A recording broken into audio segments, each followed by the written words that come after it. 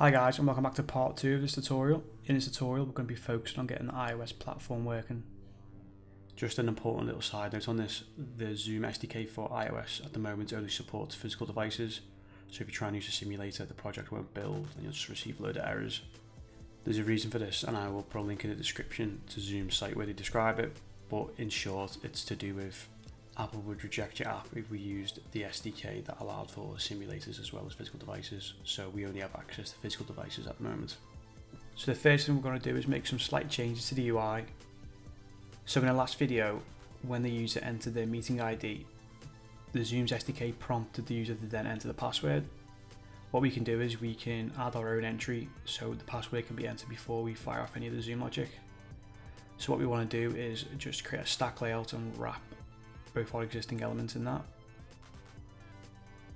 and we just want to make sure that it's filled and centered.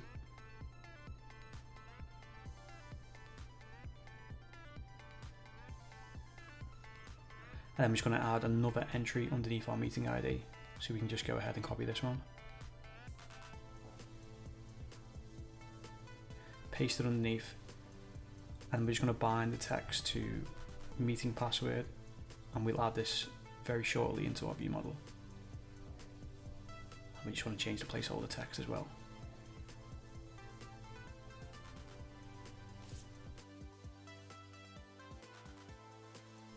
So just like we did in Android, we also need to add the platform specific Nougat package. So the Nougat package for iOS is called Xamarin.ios.zoom.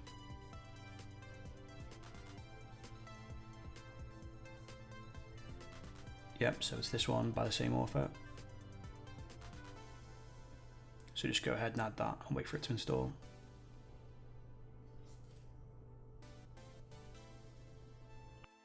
So we just want to kind of follow the same steps in the last video for Android.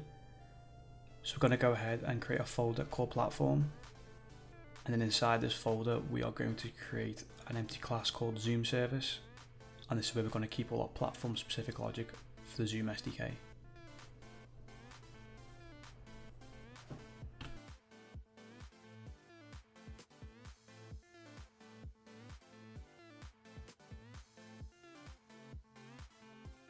So once our Zoom service class has been created, we want to add the assembly dependency service tag at the top, just like we did in Android.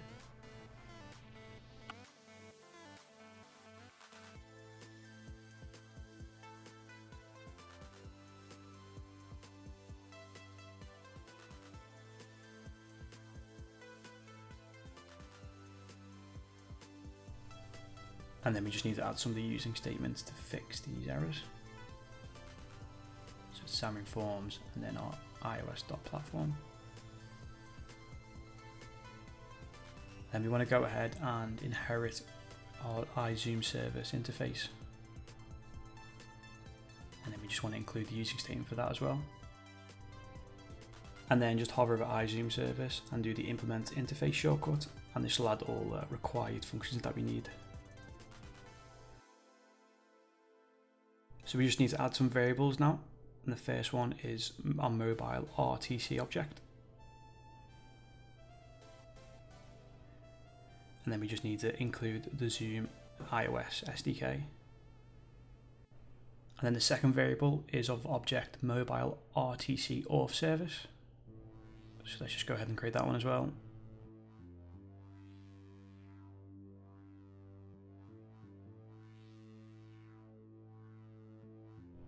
And then in the constructor, we just want to set the mobile RTC to equal the following mobile RTC shared value.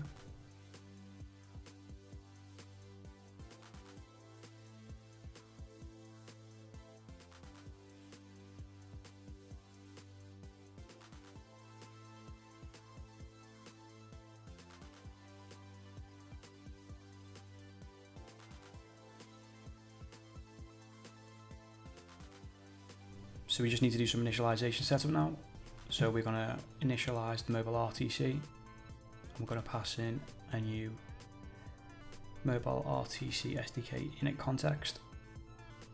And inside here, there's just a few properties we're going to set. So the first, we're just going to enable a log. going to set that to true. And the second, we are going to set the domain to equal zoom.us. We want to make sure that's in all lowercase. So now we're going to set the auth service. And what we want to do to that is make it equal our mobile RTC dot get auth service function.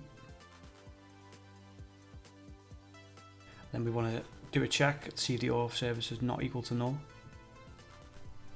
So if it's not equal to null, we're just going to set a few properties inside. So the first is we want to set the authentication service dot client key to equal our app key that we've passed through. We then want to set our auth service dot client secret. We're going to make that equal our app secret also.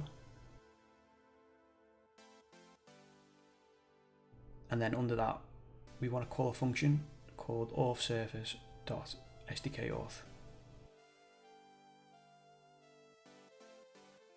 So these are the steps just to set up the initialization. So underneath that, you can see we've got his initialize function, and we can just go ahead and literally copy what we did for the syntax in the Android and just return back if our RTC library has been initialized or not.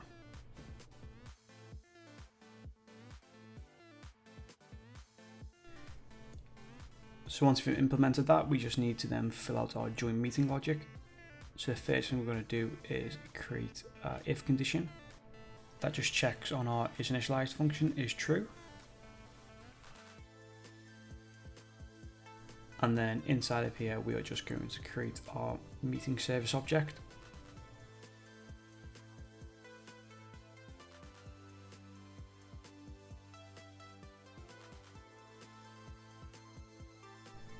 And then just like we did in the Android project, we are going to create our meeting service parameters. And this is just going to be of a string dictionary type.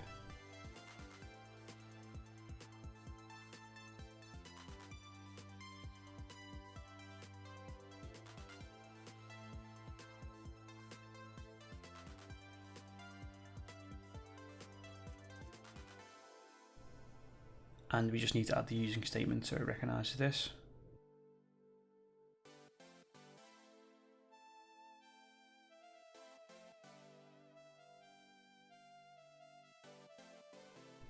So there's three parameters that we're just going to pass through. The first being our display name. And we're just going to map this to the constants dot meeting param underscore username.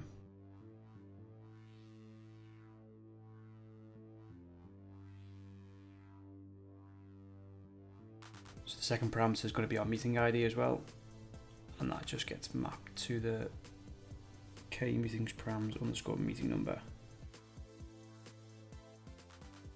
And the third and final parameter is our password. And this is just mapped to the k meeting param underscore meeting password.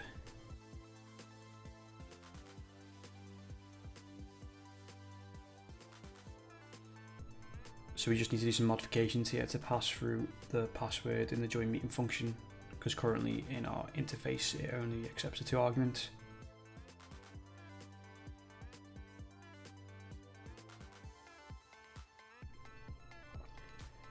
So in the function here, we're just going to pass through our third parameter meeting password.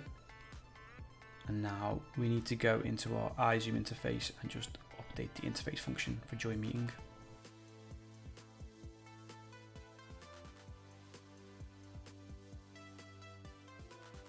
Yep, so just add it in here.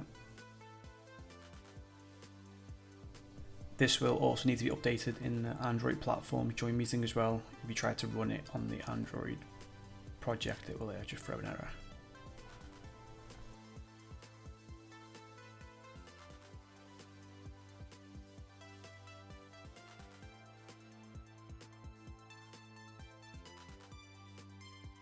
We now need to create an NS dictionary of our meeting parameters from the meeting parameters dictionary we just created above. So we want to set this to a NS dictionary and import the using statement.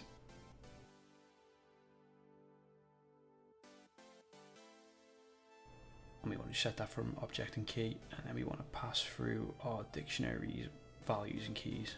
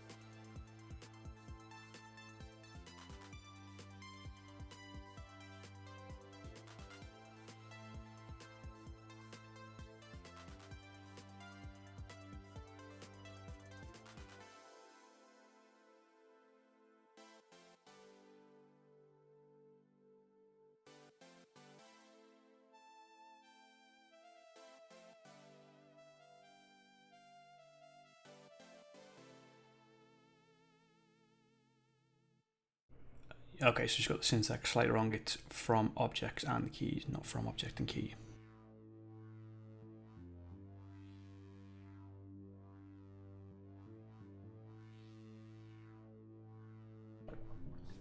So the final bit of code we need to add now is just joining the meeting from the service. So we're just going to make this return a meeting join response, and then this is just going to equal meeting service dot join with dictionary, and then we're just going to pass through our meeting params.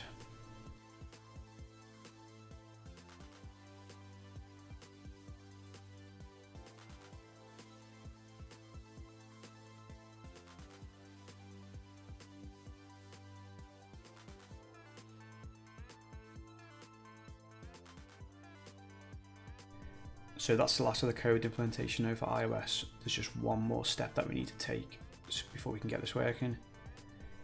We just need to add some permissions into our info.plist file.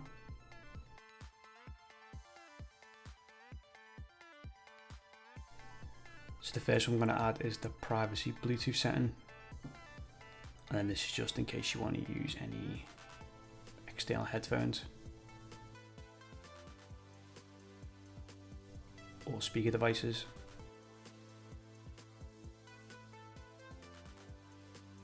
So the next one is the privacy camera usage description, and that's just used for the video stream, in case you want to display your video stream on the call. Just want to add some sensible description to this because Apple will reject your application to the App Store if the generic or they don't really make sense.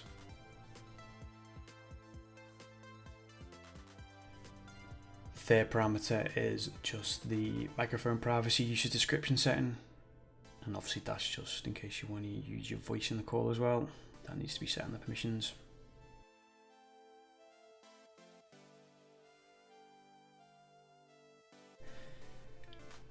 And then the final parameter is just the photo library, so if anyone shares any images that they can be saved to your device. So you just want to give that a sensible description as well.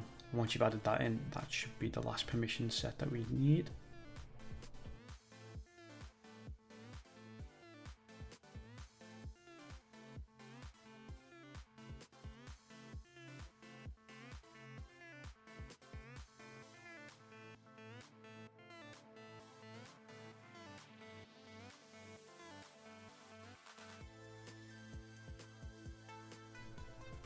So once all the steps have been taken, you can give that a build and it should deploy the app onto your device.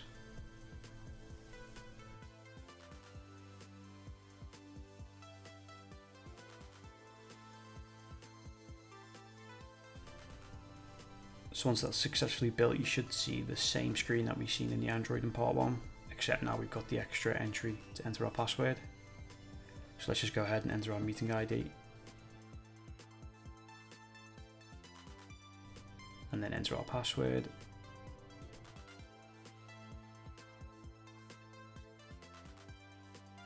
And then click join meeting. So you'll see this time there's no prompt for you to enter the password again.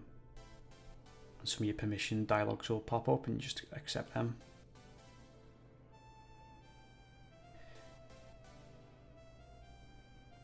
So you'll see the layout is very similar to what we've seen in Android. You've got your main screen, and then when you swipe across, you've got the whole tap to speak. And when you tap to speak, it will pop up a join audio permission. And then we pretty much got all the same controls that we've seen in Android. You mute, you start your videos, your participants, and that brings up the chat. You get your chat window. You can close that all back down. Then you can click your start video and it'll give you the prompt for accepting the camera. And then you can just see your own video stream in the top right.